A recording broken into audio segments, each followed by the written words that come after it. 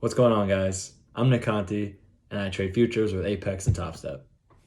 Now, I've been able to get funded with both these prop firms. I'm still working on getting my first payout, but for those of you who haven't gotten a funded account yet, I'll show you how to do that in this video. So first thing you want to do is learn what not to do, which is do not full port. I know it seems like, oh, if I just full port on an A+ setup, then I should be good and get funded. That might work. That could work, and that works for a lot of people to get funded. However, what it won't work for, especially with Apex and TopStep 2, is full porting after you're funded. And obviously, I know a lot of you guys are going to say, all right, well, I'm not going to do that when I'm funded. If you take a loss and then another loss, you're going to go, most likely, if you're just getting funded, you're most likely going to want to recover those losses on your funded account and go heavier than you know you're supposed to, because your amygdala, the emotional part of your brain, is taken over and you just lose all control and blow the account. So we attack it at the root by avoiding those habits entirely. If you're going to get funded, you're going to do it the right way so that you get paid out by trading the right way throughout the entire process, because it's faster to do it that way than full porting and then blowing accounts again and again and again. So one, do not full port the contracts. Go with the size that you're comfortable managing and set your stop losses. This leads to my second point. Number two, the max you want to risk per account is 7 to 15% of the total drawdown. Not the size of the account. You're not doing 7 to 15% of, say, a 25K account or a 50K account. So a 50K account, say the max you could risk is $2,000. You only want to risk $140 per trade at 7% risk.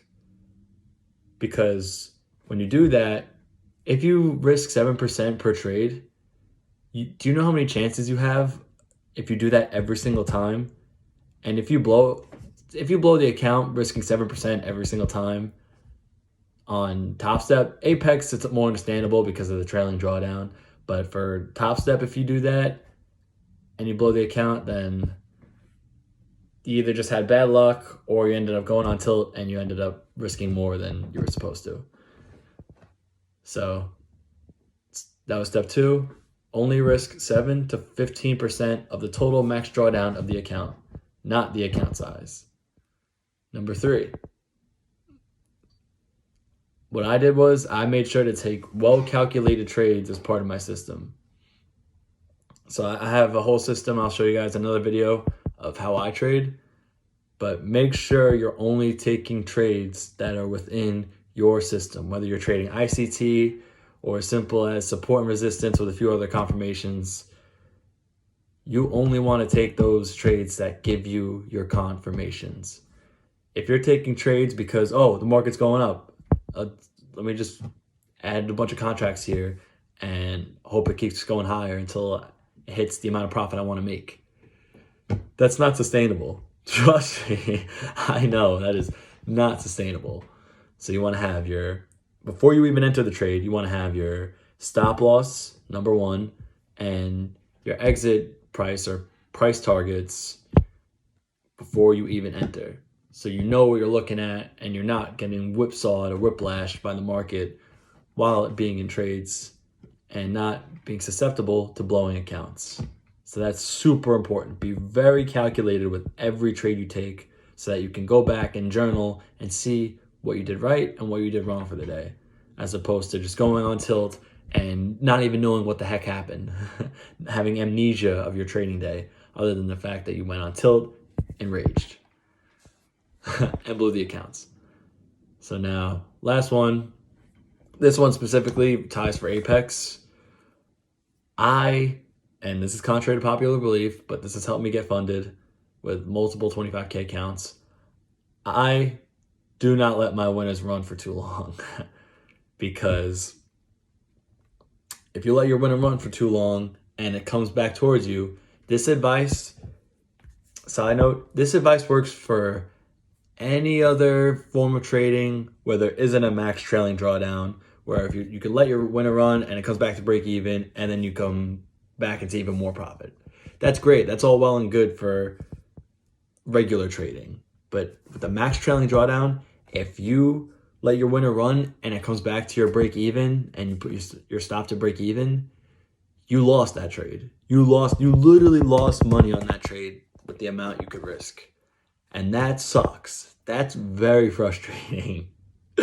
Especially when it's about to hit your TP and it does a full reversal and you're questioning all your religious beliefs and everything you've done up to this point. I don't know that from personal experience. It's a friend. He's told me that.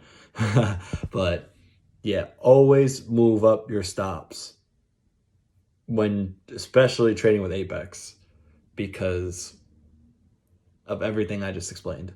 So what I do is I'll move up my stop about every 10 points on NQ because I only trade NQ. Sometimes I'll trade soy just for fun if I see a good setup. But yeah, mainly NQ. I'll move up my stop 10 points every time it goes up 10 points. Say it goes from, I entered 35, it goes from 35 to 50. I'll move my stop to 41.25. And I know that was only 5 points first, but say after that, or 6 points, after that, it goes to 60. Then I'll move my stop to 51 or 50.25, however I'm feeling about the price action. But yeah, always move up your stops. If it comes back to your stop before it hits your TP, walk away. Please, please walk away. Do not, unless the price action looks good and you can justify it with logic, do not get back in that trade because you'll probably add on more size than you know you're supposed to. Rage, get emotional because you know you're not supposed to be in that trade because it didn't follow your system and you were just hoping that it would come back to your TP because you think it will. Do not get back in that trade. Please, for the sake of your money, your capital, and your Apex accounts, do not get back in that trade. Or TopStep too. Or whatever futures, brokerage, prop firm, whatever you're using. And wait for the next setup. There's infinite opportunities.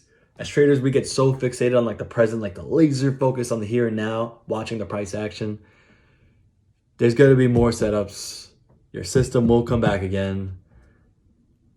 I promise. That's something I could put my reputation on the line for with my very first video. Your system will show up again. And you won't lose money. Because if you don't have money, then you can't trade. Blown account, GG's. And I'll end this video with a quote by Dr. David Paul. Professional traders would rather die than chase an entry on a trade. Now, this is slightly different from what I've been talking about, but do not FOMO. If you see guys live trading like Brett Simba, shout out to Brett Simba, he's a beast. He doesn't chase his trades. He'll set an entry. If it doesn't hit, if it just misses by like a tick or two, he's just like, damn. I don't think I've ever seen him chase a trade. Maybe he has and I just didn't see it, but he's disciplined because he knows the system will come again. That's how you got to be when you're trading in general. Hope you guys like this video. I got plenty more coming out of all like the pitfalls and struggles I've been through so far, what my mistakes have been, how you can learn from me and what I've been doing wrong, and everything I realized I have to do right in order to succeed. So feel free to like, subscribe, or don't. Do whatever you want. But, yep, good luck with your trading, guys. And I'm rooting for you to get funded and get paid out. Peace.